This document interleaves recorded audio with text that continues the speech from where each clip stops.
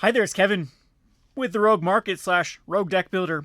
Here with the Unfinity Collector's Booster Box has come in, so I thought I'd give a little bit of a rant about this product. And honestly, I don't know how this is going to age. We are in an unprecedented time in a lot of ways, but especially with Magic the Gathering. I have quite a rant video that I'm going to be doing for the Rogue Deck Builder for Market Monday, Market Tuesday, Market whatever day I actually release it. Talking about how Magic has become so gimmicky with every product they release. It seems like they have to put some sort of gimmick to get people to buy it. There was the 30th anniversary set that is announced today, which is going to be 4 packs for a whopping $1,000. And they're basically expensive proxies because they've already said they're not going to be tournament legal. They're going to be more collectible. And I don't know. I think that these type of sets like Unfinity would have been okay if they were released in greater intervals. I still don't even think there's enough time between Unfinity and something like Unsanctioned. Again, this product also was very gimmicky, meaning that they had to make cards legal in formats that unsets weren't typically legal in. So there are cards that are now legal in Legacy and in Commander. They're not going to be legal in like Modern or Standard or Pioneer, but there have also already been some pretty broken things that people have figured out how these cards can work in Commander and in Legacy, and they have some weird wonky rules with them, and I actually don't know how well they're going to be accepted, or if Magic's gonna have to do something in Legacy or Commander to address some of these legality. Again, it's just very awkward with knowing where the community is going to long term accept this set, whether it's going to be something that everyone hates and just refuses to play with, refuses to buy, thinks it's an overall negative product, or if it's something that is going to be looked upon favorably, and people are going to want to be picking these up long term, because again, the power level of these cards that are going to be legal in these particular formats is quite high. And the other gimmicky thing they did with this is, of course, put shocks, where shocklands are the new fetch lands, with Pioneer wanting so many shocklands because fetch lands are not legal, and we just came through a Pioneer format or a Pro Tour season was using Pioneer, so the shotguns have already spiked up, and so this actually ends up being a product with a lot more expected value in it just because of the full art shocklands here. And of course they put in the full art lands too that people also do want. So there's a lot of, like I said, gimmicky stuff they had to do to sell this product, and I'm not a fan of this type of gimmicks. Domineer with the Legends cards inserted in them created that's the only reason those stupid things actually sold. And Domineer wasn't a bad set. We have the Chase Shieldred in there. We have a lot of actually pretty decent cards out of Domineria. And the whole reason I think that Wizards is having trouble selling sets without gimmicks, or even now putting in gimmicks, is to keep pushing that threshold beyond and beyond of what they need to put in a product. I mean, I kind of joked that what are they going to do? They're going to need to put, Reed Duke's hair now in a card, so it's like, oh, you get a piece of we saw that happen with baseball cards where they started putting like a piece of the bat, or you saw it with other like non-collectible things like Star Wars cards where they put a piece of the Millennial Falcon in here, like dust of it, or like all this gimmicky garbage that I think that eventually just keep having to push that threshold further and further and further to get people excited and sell.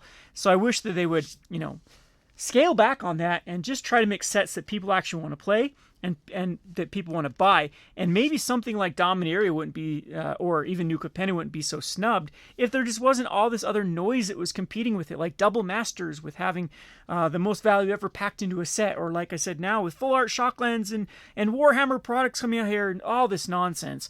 So I'm hoping that Wizards will scale this sort of crap back. But I mean, this product's released, it's out there. You can't take it back now.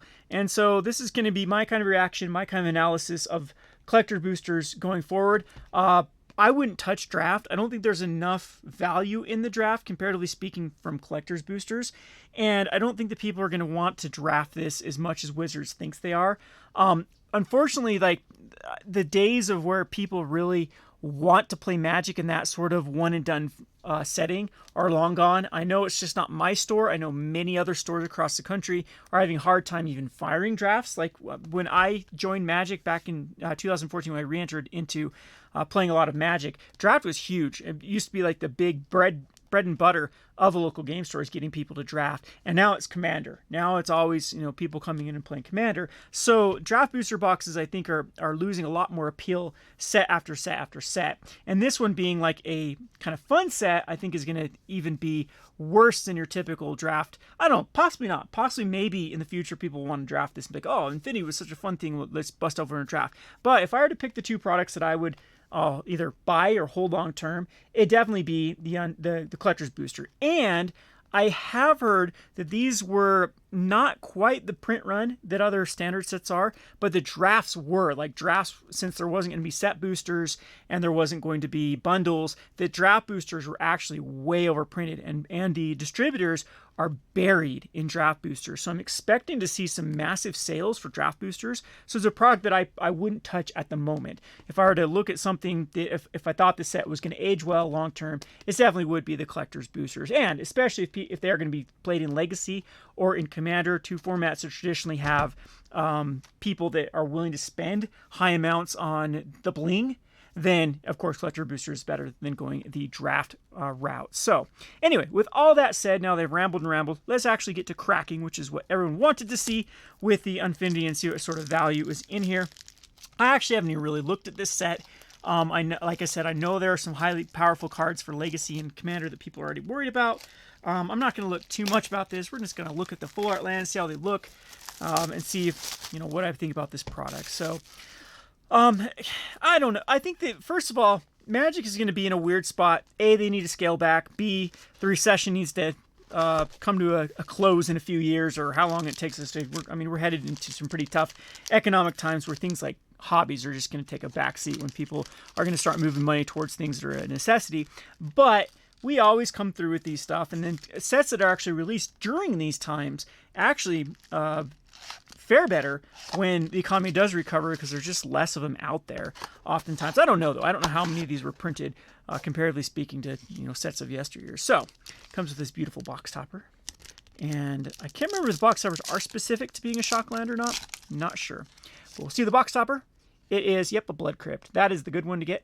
A good old Blood Crypt. It's funny that black-red lands are one of the highly sought-after ones, especially for the Pioneer format.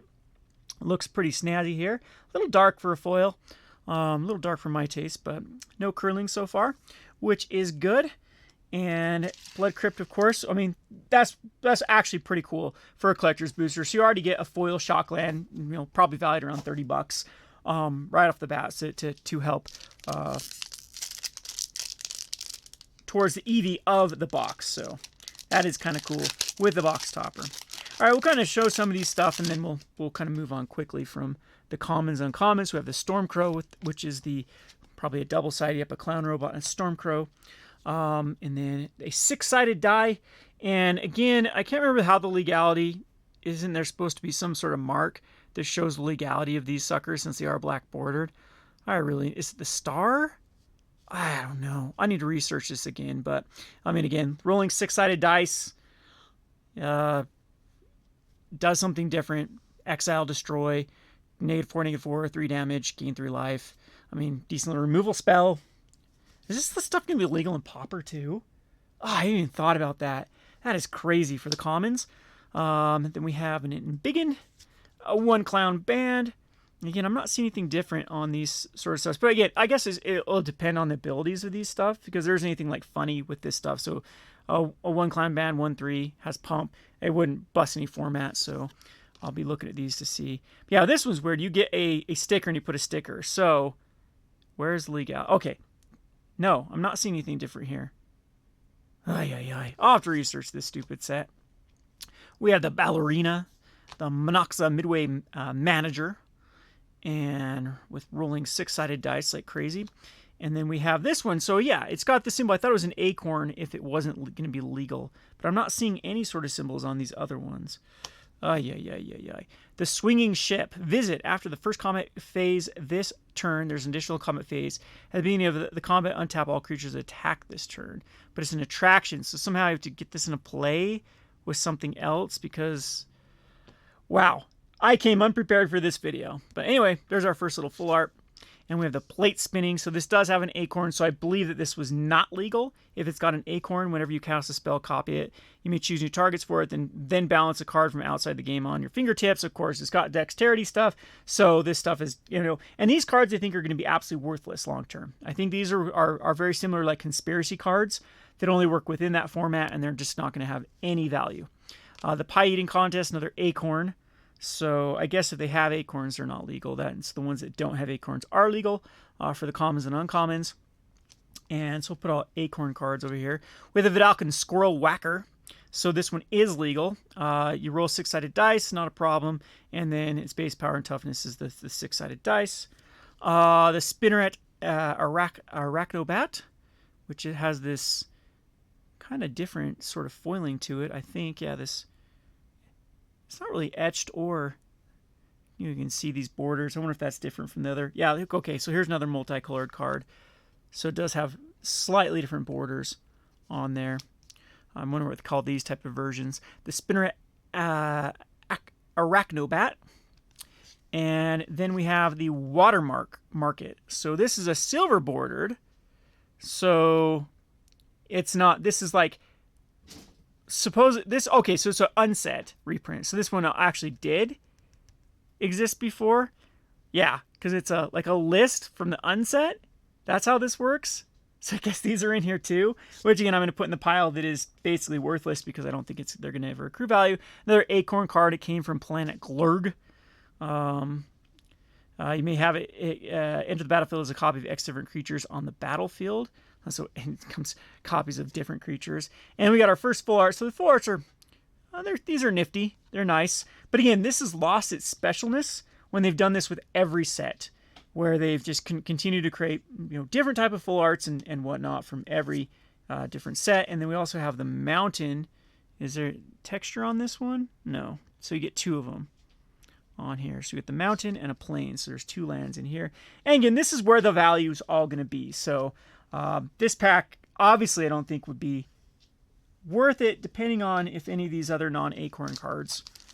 And when I was checking out prices, none of them were really worth anything. So we'll have to see how the market settles.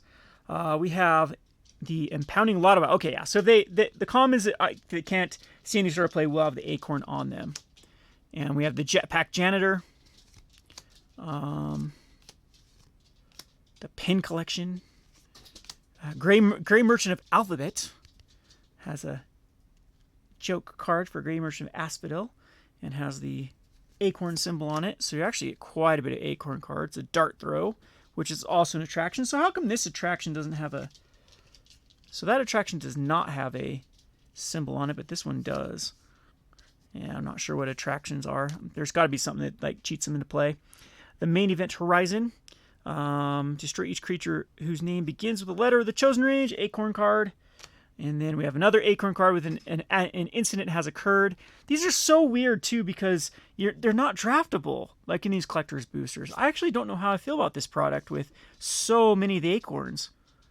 Blue Ribbon. Yeah, these are all going to be basically worthless. So who's going to want to bling out their unset? Maybe? I don't know. I just don't see it. DK Finder of the Lost, which has a lot of, again, what is this? Oh, so you open an attraction with this one. I guess attractions that are legal are ones that don't have an acorn. Just seems so weird with whenever you roll a 2, each opponent loses 1 life. You gain 1 life. Whenever you roll 4, you may tap and untap target artifact creature. Whenever you roll 6, return a creature from graveyard to your hand. So it deals with rolling dice. And then you can grab attractions as well. Interesting. And then we have another of the list cards. So I guess you get like a list card out of every one. And another acorn card, which won't have value. And then, again, I guess that's where the value is. So these have a little texture, the second ones. They seem like they have little splotches on them that differentiate them the first one you open. Or, I guess we'll just have to wait for another plane. So this mountain very subtly has splotches in the lava. I don't know if you can see that. Rather than the island does not here. Like there's no sorts of splotches in this. And then this one you can see there's like in the universe, there's different sort of like textures on there. So I wonder if there's a difference between them. We'll have to wait and see if we open up. Yeah, okay, so we actually do have 2 planes to show here. The difference. So here's the splotchy one. So you can definitely see. The one on the left here has the kind of the universes, and the one on the right does not. So I guess there is some way to differentiate those. Then we have the token. All right, yeah, that one again just had so many Acorn cards in it that it just doesn't seem like there will ever be enough value in this stuff. And again, we'll have to just wait and see how the Commander players actually, like playing these. I guess when you're playing with Fortnite cards, it's not that big of a deal at this point to have like these type of cards. So kind of killed the kind of flavor of Magic. The Grabby Tabby. Wait, so stickered permanents are going to be legal though. As long as you have a stickered permanent, so it's not an Acorn. Okay. So enters the battlefield, you may get a sticker, then you may put a sticker on a non-land permanent you own. So stickers are legal in Legacy and Commander. That's what I'm hearing. We have the Glitter Flitter. Works with stickers. But this one is destroy target artifact or enchantment, create a 1/1 squirrel creature token for each fire extinguisher you see from your seat. So again, it's a kind of a Joker card, another sticker card that works with this one, other stickers. And Complaint Clerks into the battlefield, open attraction, so it's a way to get attraction. And whenever you roll 1, create a 1/1 white clown artifact creature token. So this swinging ship can be quite powerful though. And after the first visit, after the first combat phase this turn, there's an additional combat phase. At the beginning of that combat, untap all creatures. So these attractions like stick around, or they just, oh man, I need to read about this stupid set. Guess Your Fate, which is an attraction that has an Acorn on it. The Most Dangerous Gamer does not have an Acorn. And Trigger Happy does have an Acorn. We have another Acorn card with standard procedure, instant, it costs nothing. And then we have another DK Finder of the Lost. And there is our list card with the Fiob Head of Sneak. And another Most Dangerous Gamer, which does have... So there is that alternate... So that's alternate art then. So there we go. They might call it Showcase with it. And we do have the Island. It's the Space Island. So there's different types of them, apparently. And then this one should have, does have the little texture stuff on it with the forest. So yeah, not too happy that this is where all the value is going to be with these lands. We haven't yet to open up another Shockland too, so I'm not sure what the pull rate in collectors is going to be for these Shocklands. There's a food token. And we have, I'm just going to kind of go through these combos a little bit quicker now. And the big drop Acorn, lots of Acorn. There's another attraction. Attractions don't have rarities on them either. Gives creatures +1/+0. And another Acorn card for the rare. Then getting stickers. Okay. And we found anything that, where did the stickers come with it? They come in, not in collector's editions. I am so confused by this set. I really should have read up on it before of how this is going to affect. So it looks like this one has the texture stuff in it too. These borders have these little universe textures. There's the list card. We have another Acorn rare. And Double Forest. So again, this is a good pack to show the difference between them, which they are kind of cool. For sure, but again, it's just they lose it. It was super cool when they did it with the very first unsets, where they added these full art lands that were legal to kind of bling up your deck. But like I mentioned, every set that has these now, they become less and less relevant.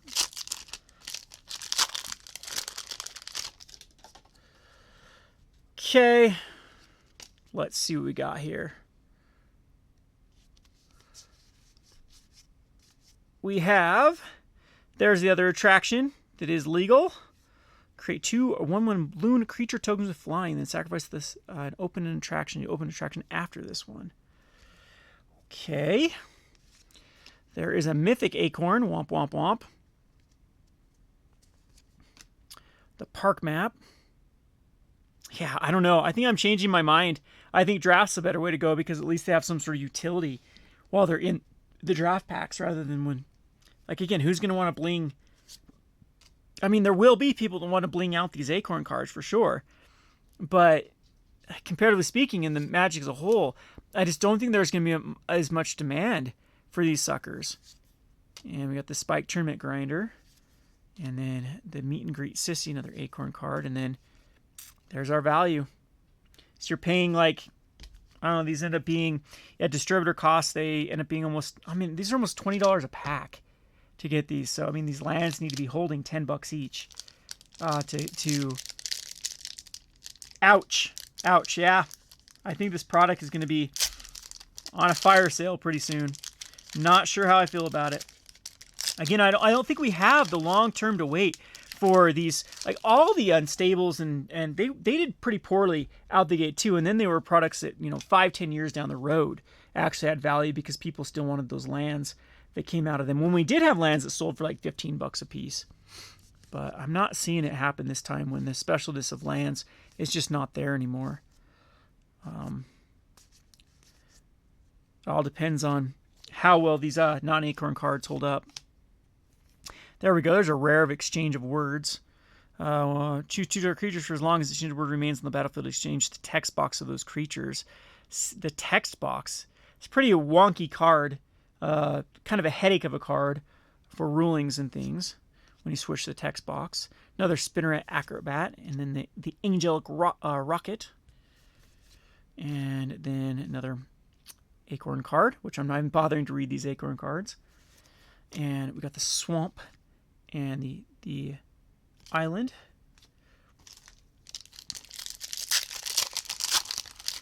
Okay, still no Shockland, just in the box toppers. Is that the only way you can actually get them is the box toppers?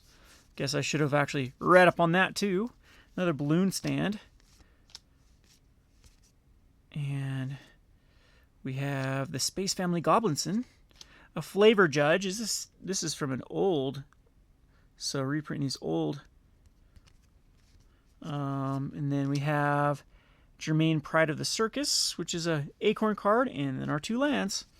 Oh, there we go. All right. So apparently, I wonder if you can get these textured as well. So the Breeding Pool with the splotches. So that's our first one. So we're more than halfway through the box, and we've got our first Shockland. So maybe those will hold a pretty price tag just because they're very, very tough to come by. Or I've just become very unlucky with it. And so many of these Acorn cards. Acorn cards. There we go. We got our Planeswalker, the Comet Stellar Pup, which rolls 6-sided dice and creates squirrel tokens in red and white, apparently. Return a card with mana value 2 from your graveyard or your hand, which then puts the loyalty down. Damage equal number of loyalty counters on to a creature, and then -2, +1 you may activate Comet Stellar Pup's loyalty abilities 2 more times. Isn't this the one that like breaks it with rolling multiple dice and then making sure you get 6s and then continuing to roll and it goes infinite? I think this is the one that people are complaining about with Legacy, with the Comet Stellar Pup. And no, we got the Swamp and the Forest.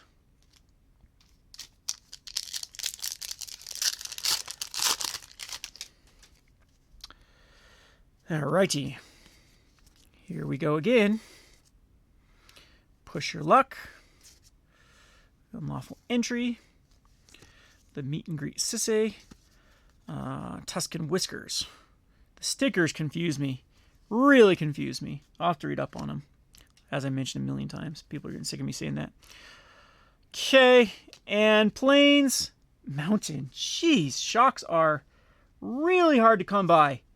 Really hard to come by in here. 3 more packs to go. Gobsmacked. That's what I feel opening this. And nope. 2 basics again. So we got 1 shock so far. 1 stinking shock out of all of our packs.